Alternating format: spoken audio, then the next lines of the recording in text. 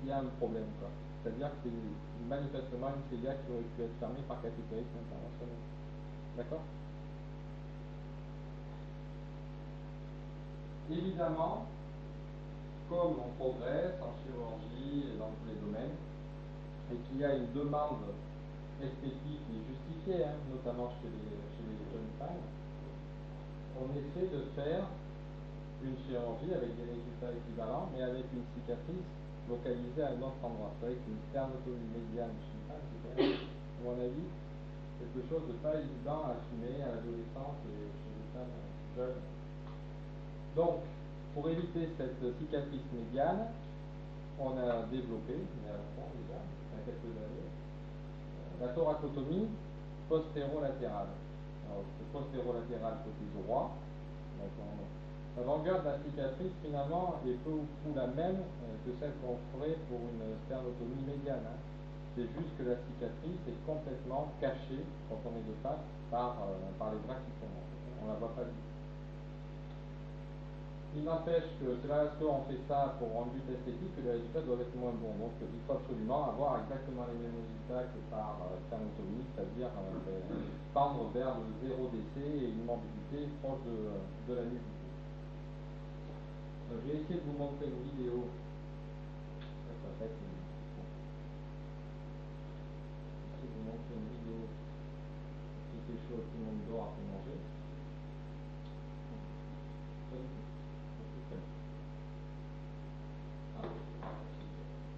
Voir cette vidéo, ça va être joli.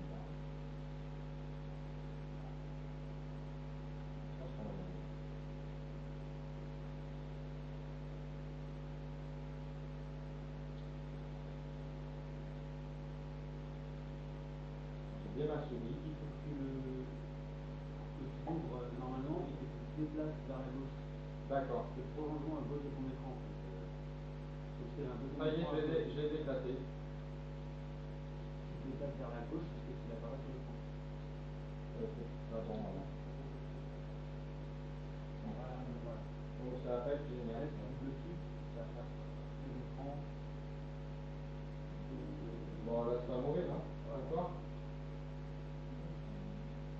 Je sais pas, il faudrait éteindre la lumière, je pense que c'est vraiment pas très joli. Bon, c'est pour vous montrer ce que c'est une CIA par rapport à l'acotomie postérieure. Hein. C'est surtout celui-là qu'il faut éteindre. Voilà. Donc ça c'est un enfant d'une dizaine d'années.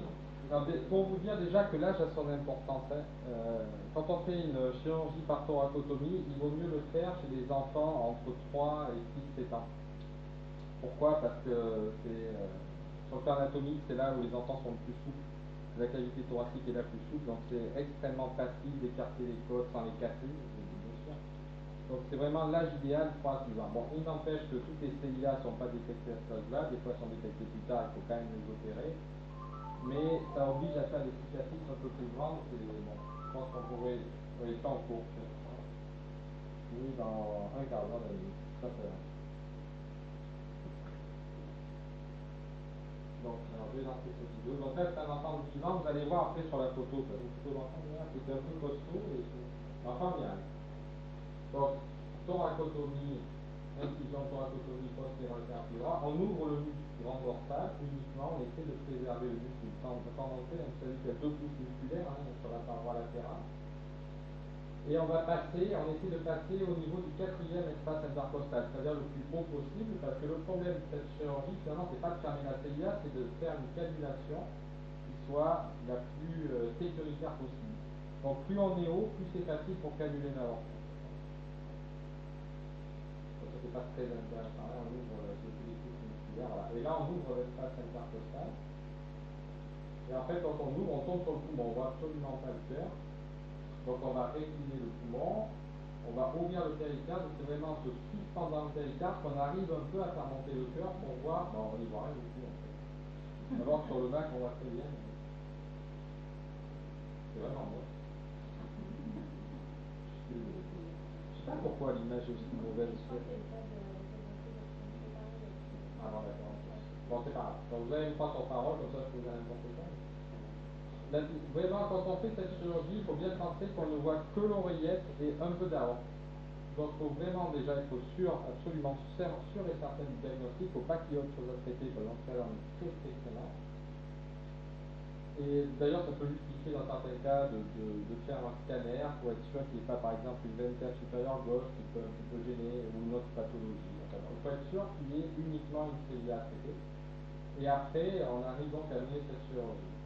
Mais c'est vrai qu'il ne faut pas qu'il y ait le moindre gagné. Et donc, de toute façon, c'est une vidéo qui est très brève, surtout la fin qui est intéressante parce que vous allez voir qu'on voit absolument pas de cicatrice quand l'enfant est décédé. Bon, le cœur repart, heureusement. C'est ça qui est intéressant. Alors vous allez, bon, d'habitude on rentre même pas la main, hein. Bon là il est un peu grand, mais sinon on rentre pas la main. Alors c'est une chirurgie qui fait plus mal que la sténotomie d'ailleurs, c'est pour ça qu'on met des cathéters d'injection d'aropéine en continu dans la phase post-opératoire. Donc vous voyez, de face on voit absolument pas la cicatrice.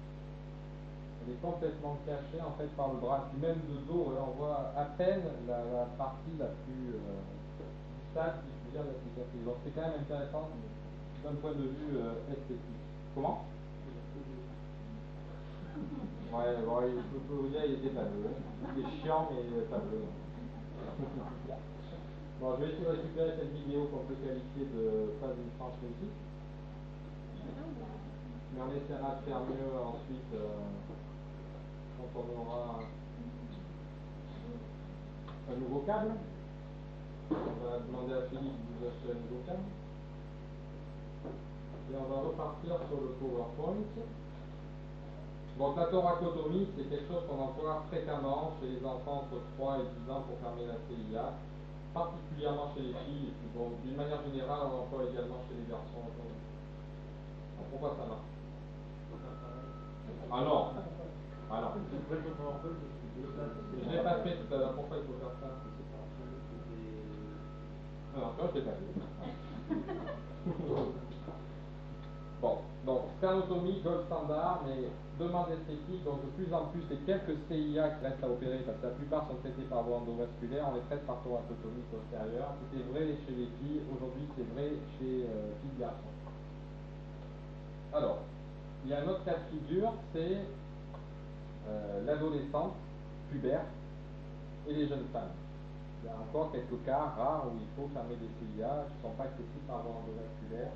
Donc la thoracotomie postérieure, elle est possible bien sûr, mais comme je vous l'ai dit, plus on est vieux, plus l'écartement des côtes est compliqué, ça fait mal, de temps en temps on casse des côtes, donc c'est pas génial. Donc quand le sein chez les femmes est bien formé, on peut passer dans le sillon sous-mammaire. Une fois on décolle complètement le sein et on ouvre en antérieur le quatrième espace intercostal, on fait notre cannulation et on peut fermer la CIA. Il y a l'avantage, donc, une fois qu'on a fermé et que les seins retombent, malheureusement il y a la gravité, de cacher complètement la cicatrice. Voilà, c'est une cicatrice qui ne se voit plus du tout. Mais ça nécessite que les seins soient formés. C'est pas possible de faire ça chez des jeunes filles non pubères. Parce que là, à ce moment-là, on pourrait faire une cicatrice qui va déformer le sein tout ça. Donc là, c'est pour vous reparler de la CIA par thoracotomie postérieure. Malheureusement, on ne voit pas très bien, mais c'est vraiment des cicatrices qui sont... Alors là, c'est une jeune fille qui est plus jeune que le garçon qu'on a vu tout à l'heure.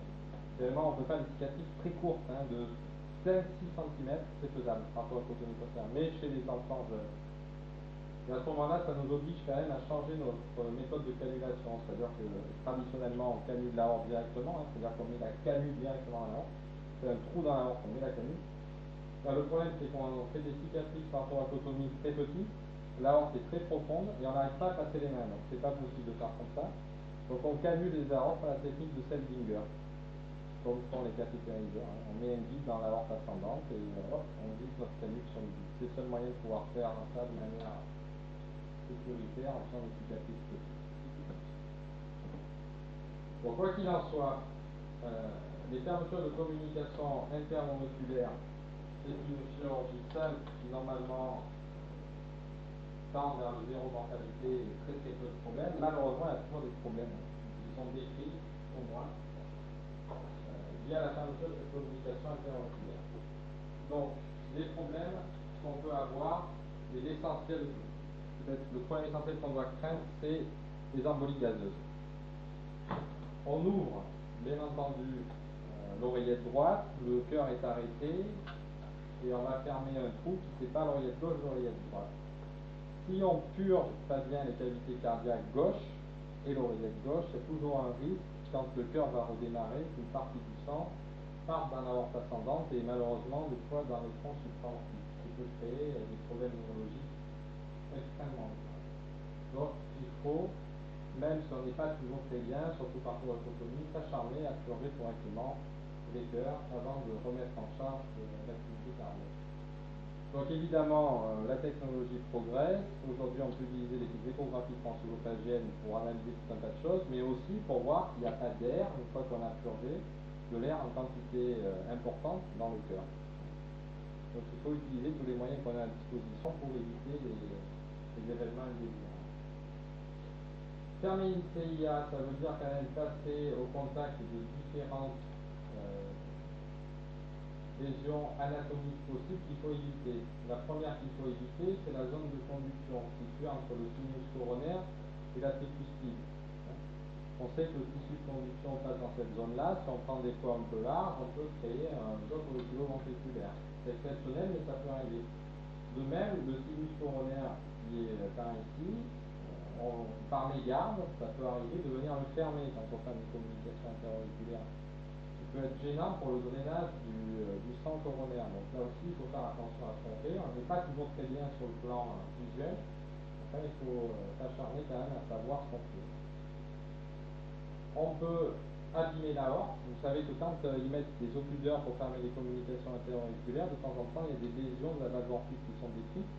Pourquoi? Parce qu'il y a une continuité des fois très très proche entre la partie supérieure de la communication interauriculaire et la valve aortique. Ou de même, quand on met nos poings pour fixer notre patch, on peut distendre la noix aortique, voire au pire abîmer une des cusps de la valve aortique. Donc là aussi, attention à ce qu'on fait. Il faut s'assurer que les 4 veines pulmonaires se jettent bien à l'oreillette gauche. De temps en temps, il y a des anomalies, il y a une veine pulmonaire droite qui peut se jeter directement à l'oreillette droite. Dans ce cas-là, il faut la retunneliser. Toujours pareil, avant de fermer, repérer différents éléments anatomiques et ensuite prendre le temps de fermer cette communication interauriculaire. Très souvent, les communications interauriculaires, c'est pas un seul trou, mais c'est un trou plus d'autres petits trous à type de fenestration dans ce qui reste du septum secundum. Là aussi, fermer le trou principal, c'est bien, mais si il faut en laisser 4-5 à côté petits, c'est pas terrible. Donc là aussi, il faut faire attention à ce qu'on fait. Ça, j'ai déjà vu, quand on fait une communication interauriculaire qui n'est pas située au niveau de la cloison, on peut par mégarde laisser la veine cave inférieure se jeter à gauche. Ça arrive. Donc là aussi, attention. Une fois qu'on a fini, on s'assure bien qu'on voit notre canule cave supérieure qui est dans la cave supérieure et la canule cave inférieure qui est dans la cave inférieure. Enfin, il y a tout un tas de lésions possibles. Les autres sont vraiment plus exceptionnelles, mais attention à cette chirurgie simple qui ne se transforme pas en cauchemar. Donc, est-ce qu'on peut être amené, quand on ferme une communication interauriculaire, à avoir des lésions, des atteintes secondaires à traiter? Alors, chez les enfants, en général, c'est rare, sauf quand c'est associé à des cardiopathies complexes. Par contre, plus on opère chez des patients âgés, plus on peut avoir de procédures associées à faire. Par exemple, je pense notamment au prolapsus valvulaire mitral. 2 à 10% des communications interauriculaires vieillies sont associées à un prolapsus valvulaire mitral, avec une chute mitrale qui sera à prendre en compte. Donc pourquoi ça, on ne sait pas.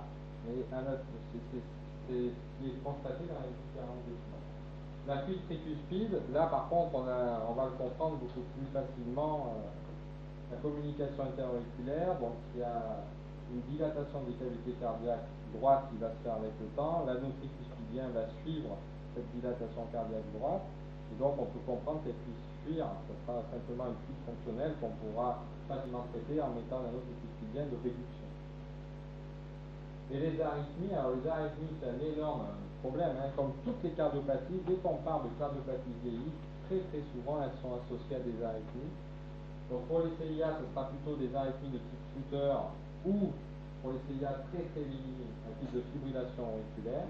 Ce qu'on sait depuis longtemps, c'est que quand un patient arrive à la chirurgie pour une communication interauriculaire avec une arythmie, fermer la communication interauriculaire, ça ne suffit pas bien sûr à traiter l'arythmie. Il faut fermer la communication interauriculaire et faire un traitement de l'arythmie, soit en préopératoire par voie endovasculaire par les spécialistes de rythmologie, soit en préopératoire en chirurgie en faisant des différentes lésions de fibrillation pour traiter l'arythmie. Sinon, ça ne marche pas.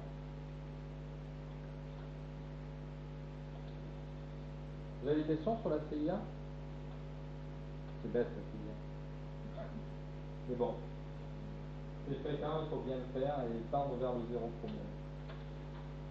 Alors les CIA sinus venosus, donc il y en a trois types, je pense que Julien a parlé un peu, donc je ne vais pas y revenir. Haute, moyenne, basse.